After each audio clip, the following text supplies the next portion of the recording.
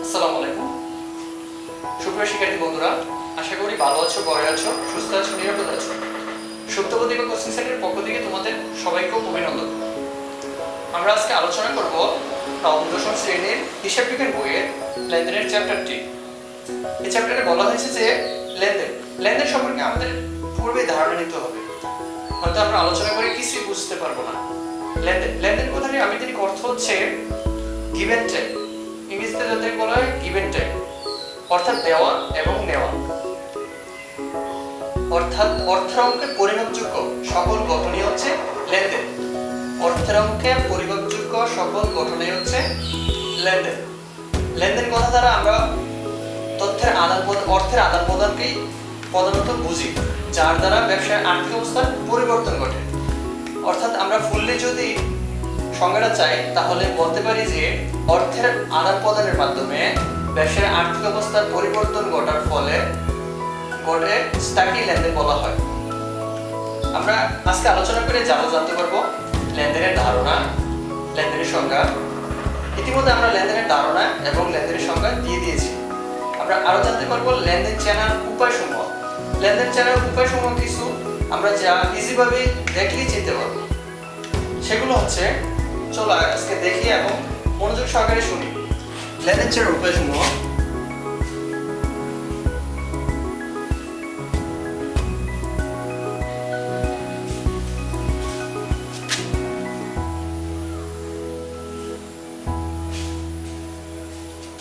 এক নম্বর, ফরমাইশ।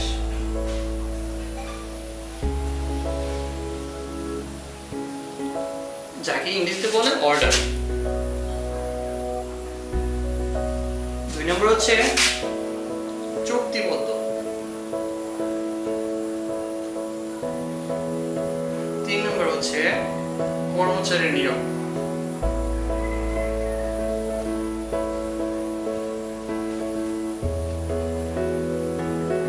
চার নম্বর হচ্ছে কর্মচারীর মৃত্যু।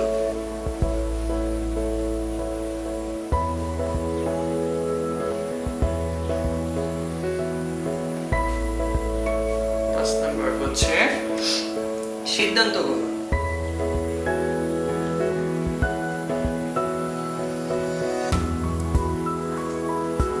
ছয় নম্বর হচ্ছে ব্যক্তিগত লেনদেন।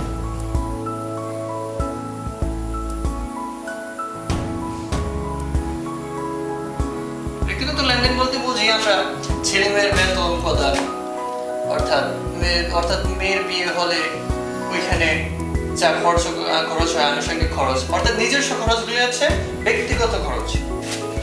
সাত নম্বর হচ্ছে সম্মত হওয়া।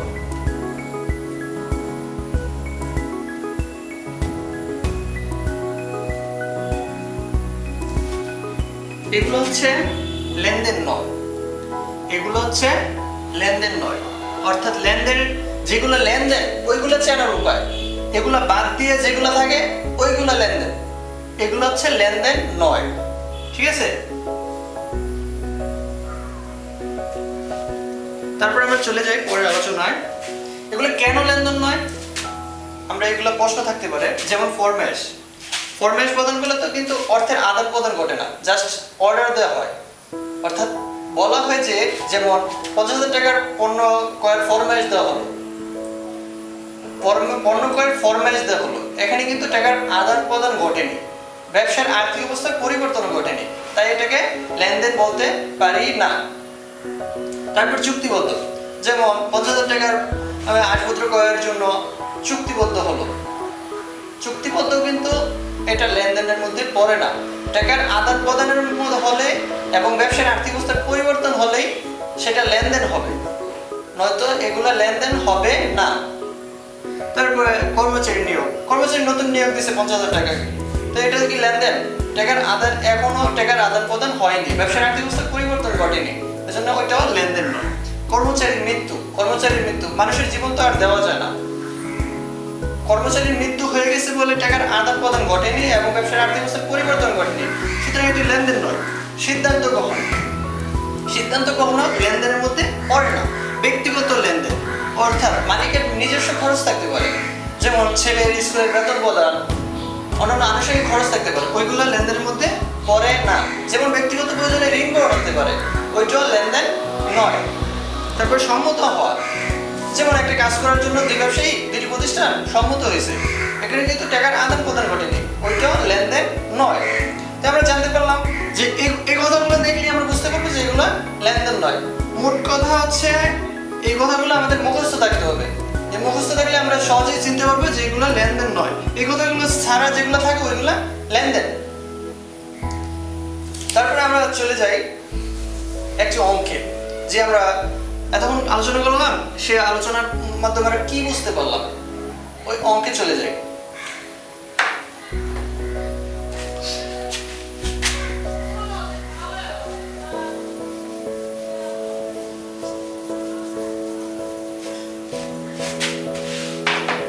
আমরা অঙ্কে চলে যাচ্ছি। জনাব ফরহাদ হোসেনের 2018 সালের মার্চ মাসের নিম্নোক্ত লেনদেনগুলো সংগৃহীত হয়। পয়লা তারিখে অর্থাৎ পয়লা মার্চ, আমরা 1 মার্চ বলবো না, পহেলা মার্চ নগদ 1 লক্ষ টাকা, 1 লক্ষ টাকা নিয়ে ব্যবসা শুরু করে। তারপরে 2 তারিখে হচ্ছে 15,000 টাকা বেতনে ম্যানেজার নিয়োগ দেওয়া হলো। 3 তারিখ পণ্য বিক্রয় 5,000 টাকা। 4 তারিখ হচ্ছে আসবাবপত্র ক্রয়ের ফরমাইশ প্রদান। মার্চ 6 তারিখ হচ্ছে দোকান ভাড়া প্রদান 5,000 টাকা। মার্চের 8 তারিখ হচ্ছে আরিফের সাথে পণ্য বিক্রয়ের সম্মত হলো। আমাদের প্রশ্ন করছে যে কোনগুলো লেনদেন নয় তার পরিমাণ বের করতে। খ নম্বর প্রশ্ন করছে লেনদেনগুলোর ডেবিট ক্রেডিট নির্ণয় করতে। গ নম্বর প্রশ্ন করছে হিসাবের শ্রেণী দেখাও। তো আমরা অঙ্কে চলে যাই। ক নম্বর অঙ্ক করবো আমরা। চলো অঙ্কে চলে যাই। নগদ এত টাকা নিয়ে ব্যবসা শুরু করা হলো, এটা ব্যবসার আর্থিক অবস্থার পরিবর্তন ঘটেছে, অর্থাৎ লেনদেন টাকা প্রতিষ্ঠানে আসছে 1 লক্ষ টাকা, তো এটা লেনদেন। তারপরে 2 তারিখে 15,000 টাকা বেতনে ম্যানেজার নিয়োগ। আমরা ফার্স্টে বলে দিয়েছিলাম কর্মচারী নিয়োগ লেনদেন নয়, আমরা এর আগে আলোচনা করেছিলাম। তাহলে আমরা বুঝতে পারছি যে এটা লেনদেন নয়। কি দেখে বুঝতে পারছি? নিয়োগ কথাটা দেখে। এই নিয়োগ কথাটার জন্যই আমরা বুঝতে পারবো যে এটা লেনদেন নয়। তো আমরা চলো এটা করি। মার্চের 2 তারিখ 15,000 টাকা বেতনে ম্যানেজার নিয়োগ।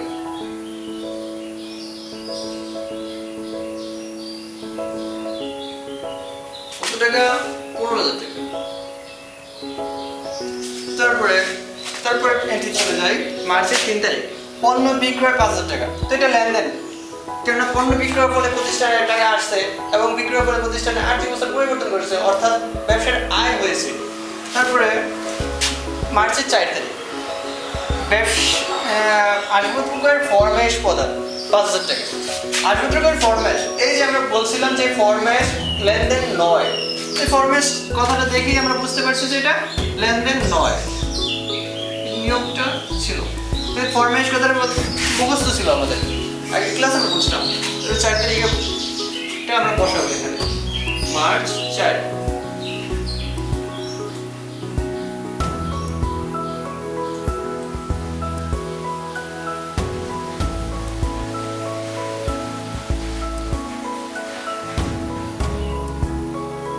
কয় তারিখ? মার্চের 4 তারিখ কত টাকা? 5,000 টাকা।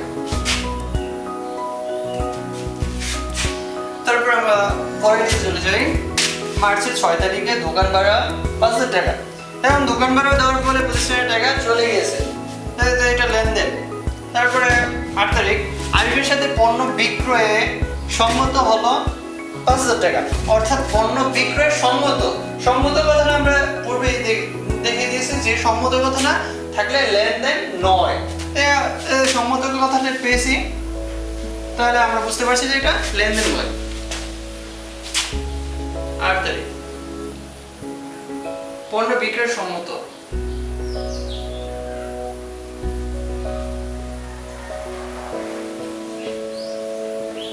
কত টাকা?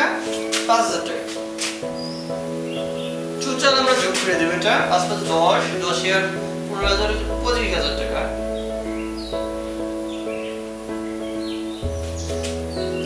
আমরা করে ফেললাম ক নাম্বার 4। লেনদেন নয় তার পরিমাণ। নিশ্চয়ই তোমরা বুঝতে পেরেছ। তোমরা যদি আগেরগুলো মুখস্থ করে রাখো তাহলে নিশ্চয়ই বুঝতে পারবা। এবার ঘ নম্বর প্রশ্ন চলে যাই, লেনদেন গুলোর ডেবিট ক্রেডিট নির্ণয়। তো ডেবিট ক্রেডিট নির্ণয় ভর করে ফেললাম তারিখ বিবরণ ডেবিট টাকা ক্রেডিট টাকা। তো তারিখ বিবরণ ডেবিট টাকা ক্রেডিট টাকা দেওয়ার ফলে আমরা অঙ্কে চলে যাব। দেখি আমরা ডেবিট ক্রেডিট নির্ণয় করার জন্য মার্চ 1 তারিখে নগদ 1 লক্ষ টাকা নিয়ে ব্যবসা শুরু করলো। আর নগদ 1 লক্ষ টাকা নিয়ে ব্যবসা শুরু করার ফলে ব্যবসা প্রতিষ্ঠানে নগদ টাকা আসছে, অর্থাৎ নগদ বৃদ্ধি পেয়েছে। নগদ বৃদ্ধি পেলে মানে সম্পদ বৃদ্ধি পাওয়া, অর্থাৎ সম্পদ বৃদ্ধি পেয়েছে। তাহলে নগদ প্রতিষ্ঠানে আসছে, প্রতিষ্ঠানে কি আসছে? ব্যবসার টাকা আনার ফলে মূলধন আসছে। তো নগদের হিসাব ডেবিট, মূলধন হিসাব ক্রেডিট। কেননা নগদ সম্পদ, সম্পদ বৃদ্ধি পেলে ডেবিট হয়, আর মূলধন হচ্ছে মালিকের সত্ত্বে, মালিকের সত্ত্বের একটা অংশ। অর্থাৎ মূলধন বৃদ্ধি পেলে মালিকের সত্ত্ব বৃদ্ধি পায়, মালিকের সত্ত্ব বৃদ্ধি পেলে ক্রেডিট হয়, তাই মূলধন ক্রেডিট। নগদ ডেবিট, মূলধন ক্রেডিট। মার্চের 1 তারিখ নগদের হিসাব, তারপরে মূলধন হিসাব কত টাকা? 1 লক্ষ টাকা।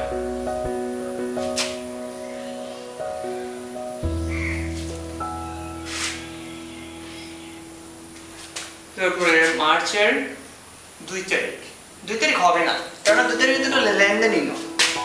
বলছে আমাদের প্রশ্ন বলছে লেনদেন গুলো ডেবিট ক্রেডিট নির্ণয় করতে। এটা লেনদেন নয়, এটা আসবেই না, এটা বাদ। তারপরে 3 তারিখ পণ্য বিক্রয় 5000 টাকা। তো পণ্য বিক্রয় করলো 5000 টাকা। তো পণ্য বিক্রয়ের ফলে প্রতিষ্ঠানের টাকা আসছে, ঠিক আছে? তো পণ্য বিক্রয়ের ফলে প্রতিষ্ঠানের টাকা আসছে, নগদ বৃদ্ধি পেয়েছে। নগদ বৃদ্ধি পেলে কি হয়? আমরা আগেই বলছি নগদ বৃদ্ধি পাওয়া মানে সম্পদ বৃদ্ধি পাওয়া। নগদ বৃদ্ধি পেলে ডেবিট হয়, অর্থাৎ সম্পদ বৃদ্ধি পেলে ডেবিট হয়। তারপরে এর বিপরীত দাম হবে কি? বিক্রয়। বিক্রয় কি? প্রতিষ্ঠানের আয়। তোমার একটা কলম আছে, তুমি কলম বা অন্য কিছু আছে তোমার কাছে, যেমন তোমার কাছে একটি বই আছে, তুমি বই বিক্রি করে দিলা। তো তোমার তোমার টাকা আসছে না, মানে নগদ টাকা বৃদ্ধি পেয়েছে না, তো নগদ আসছে। বিক্রয়ের ফলে তোমার কি বৃদ্ধি পেয়েছে? আয় বৃদ্ধি পেয়েছে। তো আমরা সম্পদ বৃদ্ধি হলে জানি ডেবিট, অর্থাৎ নগদ ডেবিট, এবং বিক্রয় আয় বৃদ্ধি পেলে কি হয়? ক্রেডিট, অর্থাৎ বিক্রয় ক্রেডিট। তারপরে 3 নম্বরটা নগদ হিসাব, তারপরে কি আছে? বিক্রয় হিসাব। এই নগদ কত টাকা? 5000 টাকা। ঠিক পাশে 5000 টাকা, অর্থাৎ ডেবিটের যে পরিমাণ টাকা পাবে ক্রেডিটের সেই সম পরিমাণ টাকা পাবে। তারপরে তারিখ হচ্ছে 3 তারিখ গেল, 1 তারিখ গেল, 3 তারিখ গেল, 4 তারিখ তো লেনদেনই নয়, এটা তো ফরমাইশ প্রদান, এটা তো লেনদেন নয়। তাহলে 6 তারিখ দোকান ভাড়া 5000 টাকা। এখন দোকান ভাড়া দেওয়ার পরে প্রতিষ্ঠানের টাকা চলে গিয়েছে, অর্থাৎ প্রতিষ্ঠানের নগদ টাকা কমে গেছে। নগদ কমলে কি হয়? সম্পদ কমে। সম্পদ কমলে কি হয়? ক্রেডিট, অর্থাৎ নগদ ক্রেডিট। ভাড়া ব্যয়, প্রতিষ্ঠানের ভাড়া ব্যয়, তো ভাড়া ডেবিট। তো ভাড়া ব্যয় বৃদ্ধি পেলে ডেবিট হয়, আমরা জানি।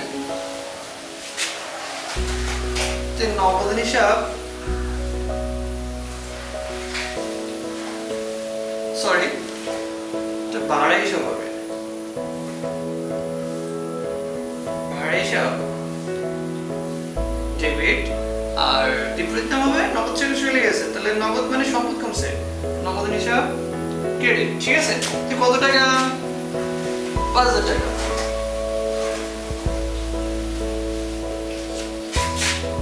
নিশ্চয়ই তোমরা ক্লাসে বুঝছো। তারপরে গ নম্বরে আমরা চলে যাব। গ নম্বরের অঙ্ক শেষ। গ নম্বর বলছে হিসাবের শ্রেণী দেখাও, হিসাবের শ্রেণী দেখাও। তারপরে গ নম্বরে চলে যাই। গ নম্বর প্রশ্ন হচ্ছে লেনদেনগুলোর হিসাবের শ্রেণী দেখাও, অর্থাৎ লেনদেনগুলোর হিসাবের শ্রেণী দেখাতে হচ্ছে ক্রমিক ক্রম, বিবরণ, হিসাবের শ্রেণী। যে ক্রমিক ক্রমের ভিতরে দিলাম ওই তারিখ। লেনদেনগুলোর বলছে লেনদেন যেগুলা ওইগুলা, যেগুলো লেনদেন নয় ওইগুলা বাদ। ঠিক আছে? তাহলে লেনদেন হচ্ছে 1 তারিখটা নগদ 1 লক্ষ টাকা নিয়ে ব্যবসা শুরু করা হলো, প্রতিষ্ঠানের টাকা আসছে, এর জন্য এটা লেনদেন। তো নগদ টাকা নিয়ে ব্যবসা শুরু করলো ওই আগেরটা, যেভাবে ডেবিট ক্রেডিট করছে ওইগুলো এভাবে বসাবো। তো তারিখ হচ্ছে মার্চের 1 তারিখ। নগদ হিসাব ডেবিট, মূলধন হিসাব ক্রেডিট। তো নগদ জায়গা, নগদ আমরা জানি সম্পদ। নগদ কি? সম্পদ শ্রেণী। আর মূলধন কি? মালিকানা সত্ত্ব শ্রেণী।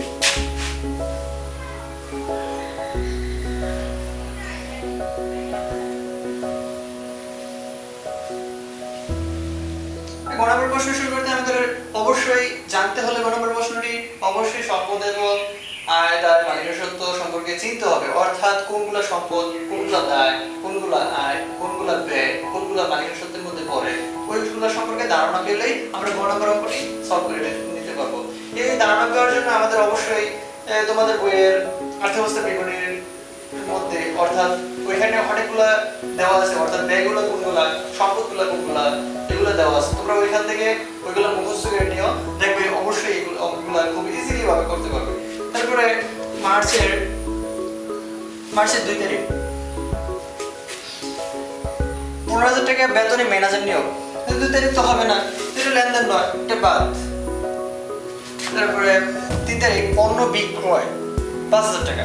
3 তারিখ হচ্ছে পণ্য বিক্রয়। তাই পণ্য বিক্রয়ের জায়গা দেখি নগদ হিসেব ডেবিট, বিক্রয় হিসেব ক্রেডিট, কেননা নগদ টাকা প্রতিষ্ঠানে আসছে এবং বিক্রয় ফলে প্রতিষ্ঠানে আয় বৃদ্ধি পেয়েছে, তাহলে নগদ হচ্ছে সম্পদ, সম্পদ বৃদ্ধি পেলে কি হয়? ডেবিট হয়। আর বিক্রয় হচ্ছে আয়, তাহলে আয় বৃদ্ধি পেলে কি হয়? ক্রেডিট হয়। তাহলে নগদ হিসাব বিক্রয় হিসাব, নগদ হিসাব ডেবিট, বিক্রয় হিসাব ক্রেডিট। কত টাকা? 5,000 টাকা। তো 5,000 টাকা তো হবে না, এখানে তো হিসাবের শ্রেণী চাইছে। তো হিসাবের শ্রেণী হচ্ছে নগদ হিসাব সম্পদ শ্রেণী, বিক্রয় হিসাব আয় শ্রেণী। ঠিক আছে? তারপরে এই দুটো গেল, এটা তো লেনদেন নয়, এটা বাদ। 4 তারিখ আয়পত্র করার ফরমাশ প্রদান, এটা তো লেনদেন নয়, এটা বাদ। 6 তারিখ মার্চের 6 তারিখ হচ্ছে দোকান ভাড়া 5,000 টাকা। তো দোকান ভাড়া 5,000 টাকা, এটা তো লেনদেন। তো 6 তারিখ দোকান ভাড়া যাবে দেখি। দোকান ভাড়া হচ্ছে ব্যয়। আমি আগেই বলে নিয়েছি যে তোমাদের অর্থব্যবস্থার বিবরণীর চ্যাপ্টারের মধ্যে কোনগুলা সম্পদ, কোনগুলা আয়, কোনগুলা ব্যয়, কোনগুলা দায়, এগুলো দেওয়া আছে। তোমরা অবশ্যই এই চ্যাপ্টার থেকে মুখস্থ করে এই অঙ্কটা সলভ করে ফেলবে। দোকান ভাড়া 5,000 টাকা। দোকান ভাড়া হিসাব ডেবিট, অর্থাৎ ব্যয় বৃদ্ধি পেলে ডেবিট হয়।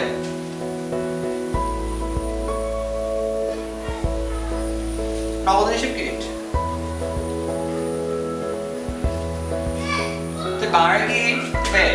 আগে বলছি ব্যয় শ্রেণী, এটা হচ্ছে নগদ হিসাব সম্পদ শ্রেণী।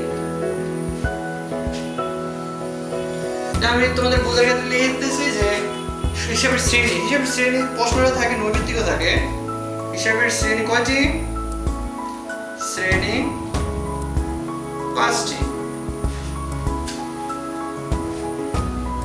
এক হচ্ছে সম্পদ, দায় 2 নম্বর,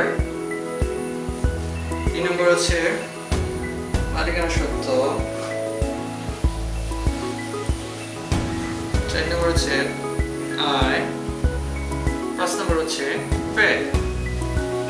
হিসাব শ্রেণীর 5টি সম্পদ, মালিকানা সত্ত্ব, আয়, ব্যয়। সম্পদ বৃদ্ধি পেলে ডেবিট, হ্রাস পেলে ক্রেডিট, ব্যয় বৃদ্ধি পেলে ক্রেডিট, বৃদ্ধি পেলে ডেবিট, হ্রাস পেলে ক্রেডিট। আর বাকি যে আয় দায় মালিকানা সত্ত্ব আছে এগুলো বৃদ্ধি পেলে ক্রেডিট, হ্রাস পেলে ডেবিট, অর্থাৎ উল্টাটা। ঠিক আছে? আশা করি সুপ্রিয় শিক্ষার্থী বন্ধুরা, তোমরা আশা করি নিশ্চয়ই বুঝেছো অঙ্কটি। সুপ্ত প্রতিভা কোচিং সেন্টারের পক্ষ থেকে তোমাদের আবারও অভিনন্দন। তোমরা ভালো থাকবে, ঘরে থাকবে, সুস্থ থাকবে, নিরাপদে থাকবে। Stay home, stay safe. ঘরে থাকো, ভিড়ে নয়, নিরে থাকো।